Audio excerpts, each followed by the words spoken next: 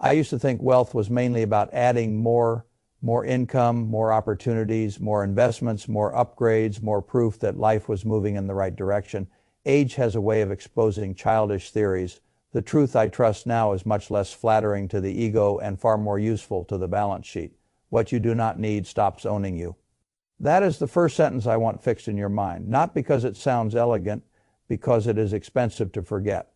Most people spend the first half of adult life trying to raise their standard of living without noticing that they are also raising the amount of life they must continuously feed.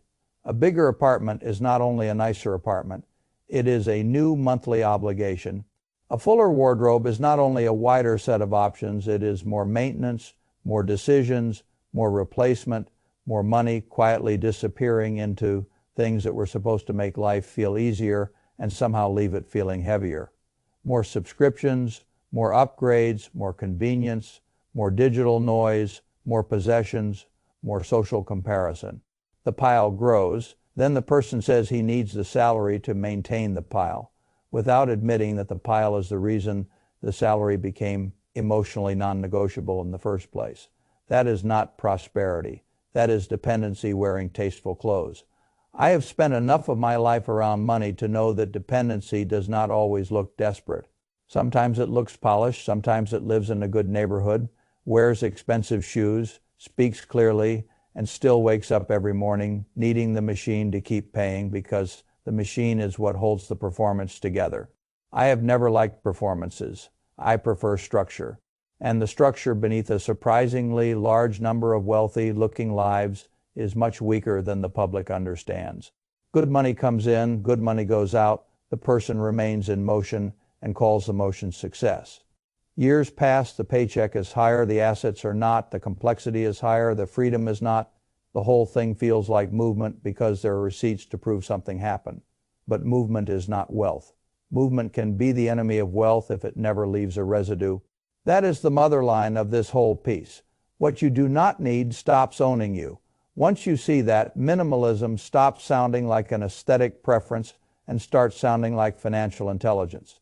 I am not talking about bare walls, joyless rooms, or some childish theater of deprivation.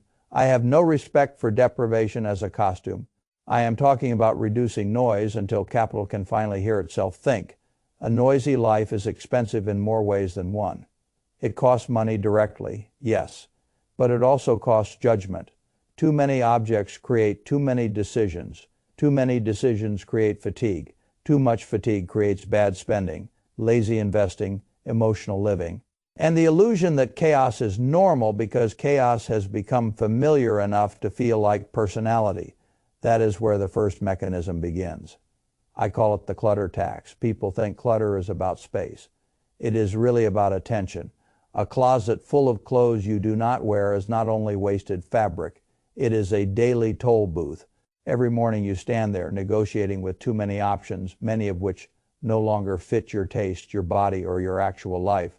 The negotiation consumes energy. Then you wonder later why you feel mentally overdrawn before the day has even begun. I have always admired the idea of reducing trivial decisions so that deeper ones can be approached with a full mind. Steve Jobs wore the same style constantly. People turn that into a personality detail, which is what the public always does with useful principles. They make them decorative. The real point was more serious. Every decision has a cost. If you spend too much mental capital on what is trivial, you borrow energy from what is consequential.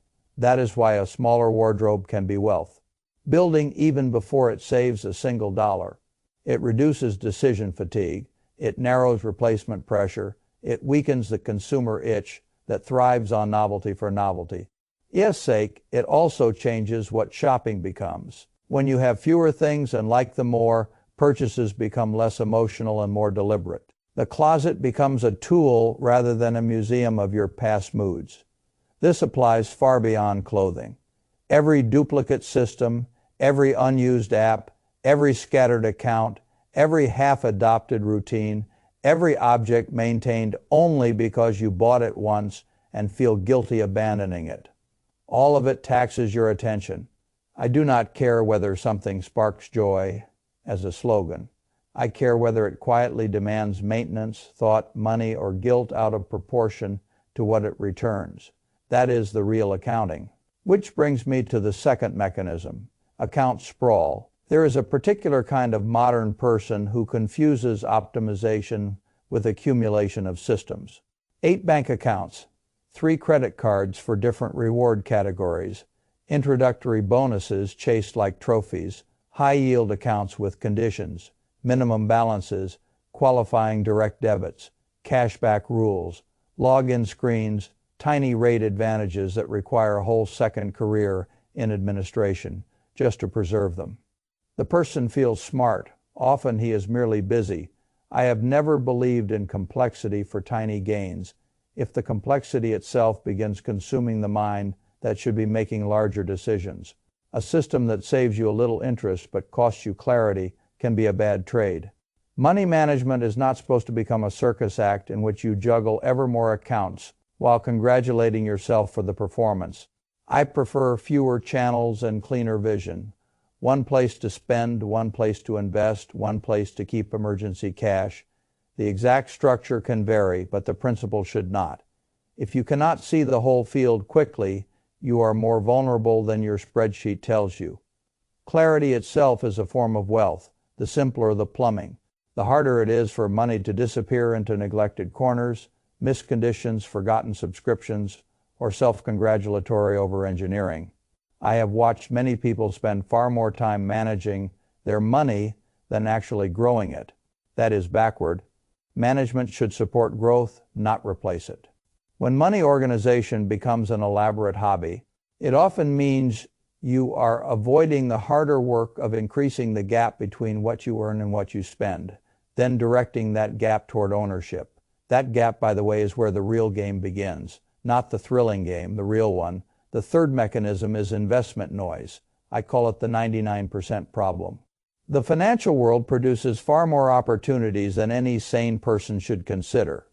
Hot stocks, clever friends, internet geniuses, chat groups, podcasts, predictions, themes, sectors, cycles, stories. The ordinary investor, especially the insecure one, begins to mistake exposure to more ideas for progress. He follows everything. He feels plugged in. He knows the names. He checks constantly. He has opinions on semiconductors in the morning, lithium by noon, and small-cap biotech by dinner. He calls this engagement. He calls it taking investing seriously. Often it is just another clutter problem. I have never seen much value in knowing about everything if that knowledge turns a person into a nervous spectator who cannot distinguish signal from emotional static. The average investor does not underperform because he lacks access to opportunities. He underperforms because he keeps reacting to too many of them. More ideas lead to more action leads to more mistakes. Frequent buying and selling create friction, fees, taxes, second guessing, and the psychological trap of believing you must always be doing something intelligent because the market is always doing something dramatic. Most of that is theater. The minimalist approach to investing is not anti-intellectual. It is anti-noise. Cut the field down to what matters. Broad, low-cost funds, productive businesses you actually understand. Contributions that happen automatically, a time frame long enough that daily opinion becomes irrelevant. Ignore the overwhelming majority of what is offered to you as opportunity because most of it is not opportunity. It is stimulation. Stimulation is one of the most expensive products in modern finance. It gives the feeling of proximity to wealth while often moving you further from it. I built my fortune through concentration at key moments, yes, but never through restless novelty. Even when I took large positions, they were taken from a foundation of patience, research, and refusal to worship movement. The amateur thinks intelligent investing feels active. The grown allocator understands that long stretches of informed inaction are often where the real money lives. The fourth mechanism is quality over rotation. This one sounds boring, which is one reason it works. Buy the best version once, not of everything, of the things that stay in your life. People who are secretly expensive often tell themselves they are being frugal by buying cheaper versions of the same thing over and over. The cheaper shoes that wear out twice as fast. The the cheap knife that makes daily life mildly irritating for years, the bag replaced 3 times, the tool that breaks, the appliance that turns into repair after repair, the sofa that looked like a deal until it began sagging like a bad moral compromise. A sensible person does not spend lavishly on status, but he also does not confuse cheap now with cheap over time. Cost must be measured against lifespan. Use frequency, satisfaction, and replacement probability. The cheapest version of a daily object is often the most expensive when judged across a decade. This is true financially and emotionally. When you buy the better version once, you remove future shopping, future dissatisfaction, future replacement decisions, future waste. Future excuses, good quality narrows the field of future noise. That narrowing is valuable. Now let me turn to something subtler. The 5th mechanism is digital carryover. A surprising amount of modern spending begins before the purchase itself. It begins in identity rehearsal. You follow the accounts. Wedding pages long after the wedding is over, design pages from the season when you thought you might renovate, fitness pages from the self you once intended to become luxury pages from a life you are not actually living, aspirational pages from a social class you are privately trying to impress, even when no one asked you to audition. This is one of the quietest ways people keep themselves poor. They keep feeding old identities through their attention long after those identities stop serving a real life. Then the mind begins feeling lack where there was no lack before. It invents missing pieces. It notices an absence because a feed manufactured an expectation that is not neutral. Attention precedes appetite. If you feed appetite all day, do not act surprised when your money starts acting as though your real life is insufficient. I have always believed you must unfollow the life you are no longer living. This is not only a mood intervention, it is a spending intervention. The mind reaches for what it rehearses. If you keep rehearsing luxury weddings, fashion refreshes, aspirational interiors, and endless personal reinvention, your money will eventually try to obey the script. The person who is becoming wealthier quietly often lives with a much cleaner attention diet than the person who is perpetually trying to feel current. He is not less alive, he is less interruptible. He does not let old fantasies and commercial narratives keep renting space in his head long after their usefulness expired. That is minimalist wealth in the modern age. Not just fewer objects, fewer psychic invoices. The 6th mechanism is the raise capture. This one may be the most important of all. Most people think wealth begins when income becomes large enough. I do not believe that. Wealth begins the first time an increase in income fails to be entirely consumed by lifestyle. That is the inflection point. Not the raise itself, but whether the raise survives, the world is set up to make sure it usually does not. You get paid more, a better apartment begins to feel reasonable. Nicer meals stop feeling indulgent. A gym membership you barely use starts sounding like a healthy person's natural expense. A slightly better holiday becomes the minimum level at which life feels earned. Within 6 months, the entire increase has been metabolized by a life that barely changed structurally at all. This is one of the great scams, not because anyone tricked you with a gun, but because the whole culture colludes in treating this absorption as normal maturity. You are doing better, so of course your visible life should upgrade. That assumption quietly destroys fortunes. The move I admire is much simpler and much rarer. When income rises, invest the increase before your emotions get used to it. Not all of it necessarily, though much more of it than the average person believes possible. 50%, 60-80, the exact number depends on your life, but the principle does not. Capture the raise before your habits annex it. This works because the old life was already functioning. You were surviving on the former salary. That means the new money has disproportionate power if you can stop yourself from treating it as proof that your standard of living deserves immediate decoration. This is how the gap begins to widen quietly. And once the gap widens, wealth can finally start receiving real fuel. A person living on 50 while earning 80 has something very different from a person living on 78 while earning 80 from the outside. The second may look more prosperous. On paper, the first is building a weapon. That difference compounds. The seventh mechanism is time as capital. People talk about money constantly and time almost never in the same sentence, which is one reason they stay poor longer than they should. Time is not only precious, it is allocative.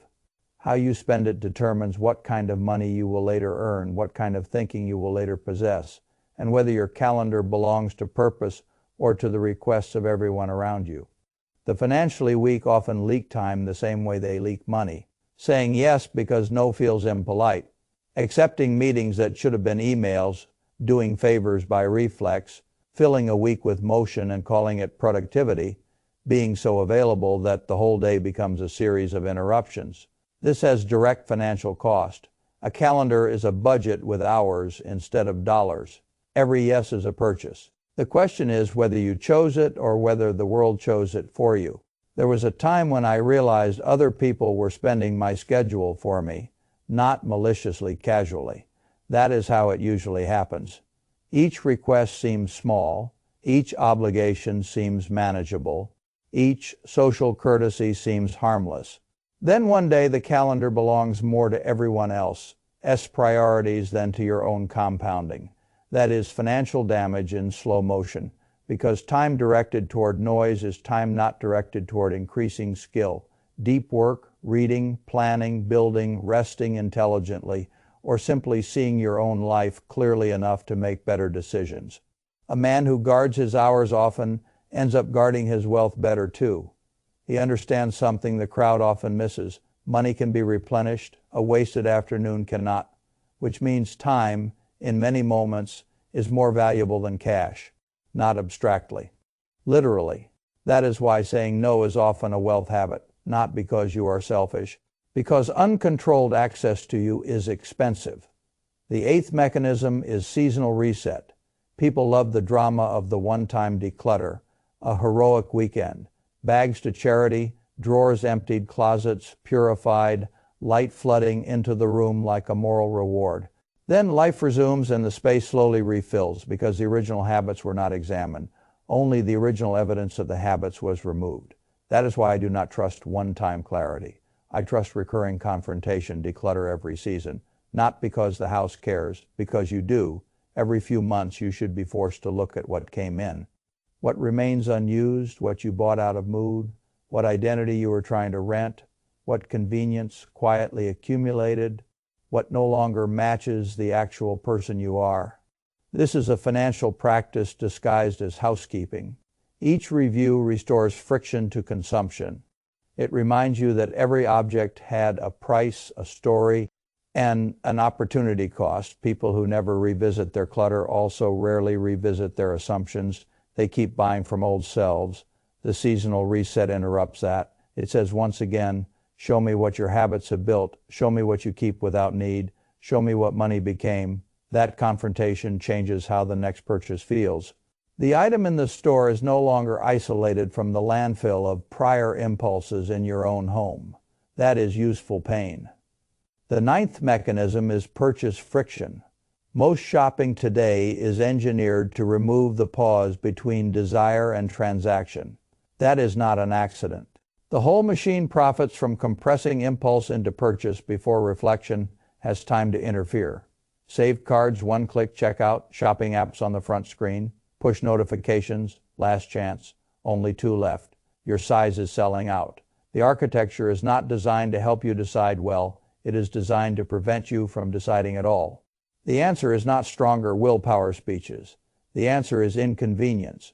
Make buying annoying, delete the shopping apps, remove the stored payment details, force yourself to use the browser, log in, enter the card, feel the drag, create the pause. Most desires are weak enough that 30 seconds of inconvenience exposes them as passing mood rather than genuine need.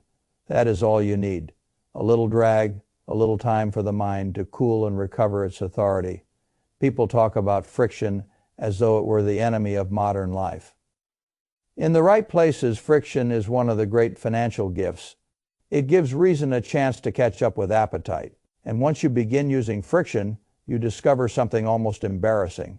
A large percentage of your previous spending never rose to the level of considered desire at all. It was merely low resistance behavior.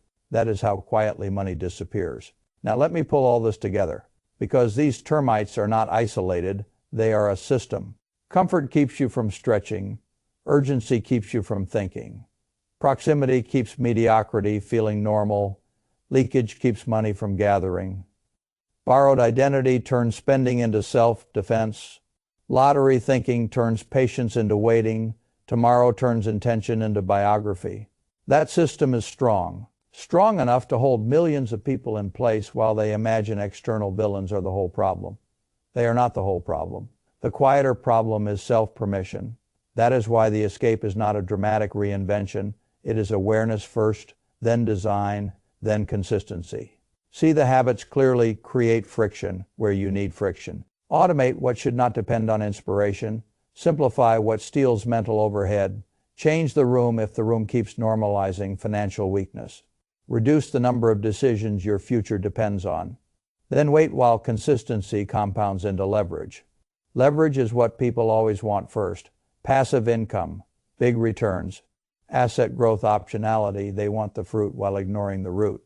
But leverage arrives later. First comes design, then repetition, then self-trust, then small reserves, then clearer thought, then the first serious gap between what comes in and what goes out, then the first investments that are actually protected from self-sabotage, then gradually systems start working without daily heroics. That is real leverage, not magic earned structure. I have looked for shortcuts most of my life. I never found one that lasted. The public loves miracles because miracles let them preserve their habits. Wealth usually does not ask for a miracle. It asks for a long obedience in the same direction. That sentence may be the least glamorous true thing I know about money. Now return to the beginning. If someone followed you for the next 30 days, what future would they predict? Would they see a life being quietly owned by comfort, urgency, leakage, and performance? Or would they see a person narrowing the field, raising the quality of his attention, reducing the number of leaks? Investing earlier than comfort prefers saying no with more confidence and turning ordinary months into the early architecture of wealth. That is the real audit. Not what you think, not what you intend, what repeats, because repetition becomes identity, and identity becomes finance long before the account balances catch up enough to make it visible. That is why the chains of habit are too light to be felt until they are too heavy to be broken. I have said that for years because it remains true in almost every domain that matters. The good news is that chains can still be interrupted early, termites can still be seen, and once you see them, the damage stops feeling mysterious. Then rebuilding begins. Not next quarter, not when the market calms down, not when life becomes generous enough to feel easy. Now that is all the opening anyone ever really gets. And if you use it, one day the future someone would have predicted by following you. For 30 days will no longer be small, confused, and reactive. It will be deliberate, quiet, structured, freeing, and very expensive for anyone to mistake for luck.